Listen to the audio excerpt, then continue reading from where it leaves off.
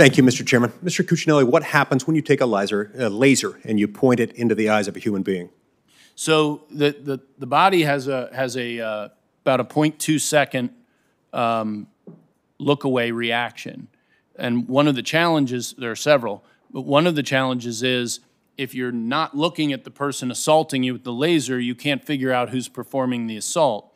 So they're you know, you think of it practically, you're trying to shield your eye and still do your job.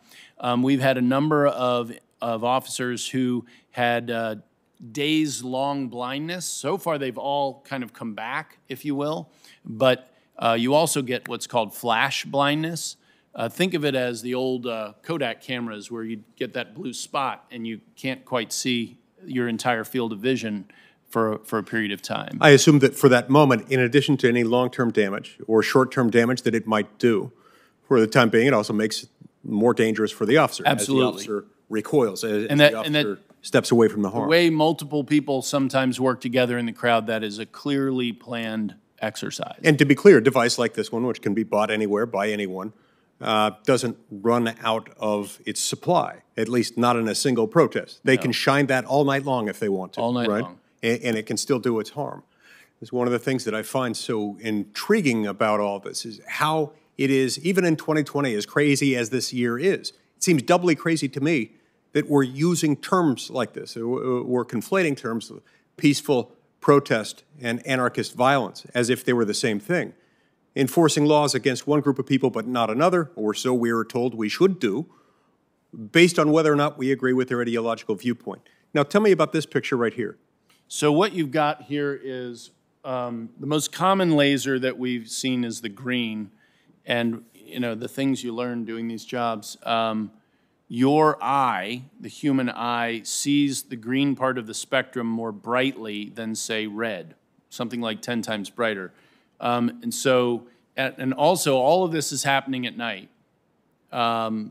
There's peaceful protesting. This is sort of the Portland formula. There's peaceful protesting to 10 or 11 o'clock, and then they go away, and maybe some of them come back, but the group that comes back is A, much bigger, but also they come back for violence. So when my mom told me nothing good happens after midnight, she wasn't messing around. Your mother was right, especially about Portland. You also see gasoline in the upper right corner of this picture. We've had accelerants poured into the courthouse while commercial-grade mortar-style fireworks were being shot into the doors in an attempt to light it, also while the side doors, the exits of the building were being blocked, were being barricaded closed.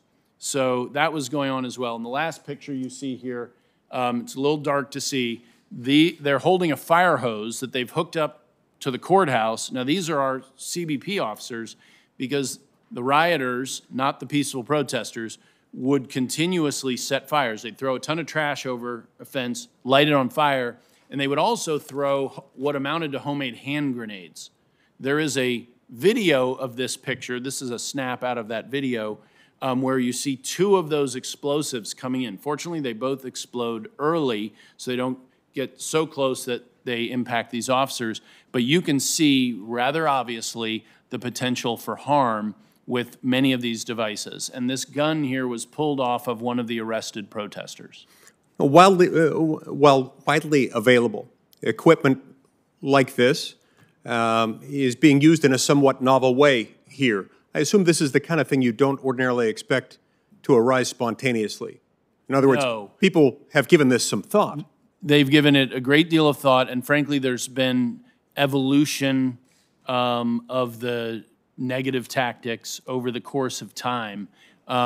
If you look back out of Minneapolis, go back to where George Floyd was killed by that police officer, and then the fight that ensued in the streets of Minneapolis beyond just protesting, many of those violent participants got together and wrote up their lessons learned, sort of an after-action report for criminals. And they've published this, and you see the same thing going on in other parts of the country. Like, we can send you that rather long and extensive, and if you weren't evil, you'd read the quality of the material and you'd say that this is a high quality analysis. And that's on the other side. So that's what we're facing, and it's evolving all the time. Does the federal government have what some would call general police powers? No, absolutely not. How does this differ from general police powers? I've been critical in many instances from federal law enforcement agencies stepping in and engaging in local police function.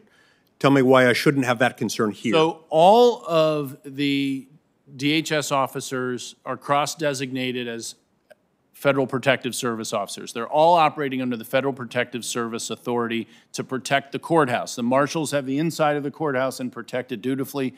FPS protects the outside. There's also 2 doors down, if you will, another federal building, and in between is the biggest local target of violence, the Multnomah Justice Center. So there's 3 buildings: courthouse, local justice center, federal building, and across the street from all 3 are parks, which have performed the function of staging areas for rioters, for criminals. And the powers being exercised by the federal authorities are to protect the federal facilities.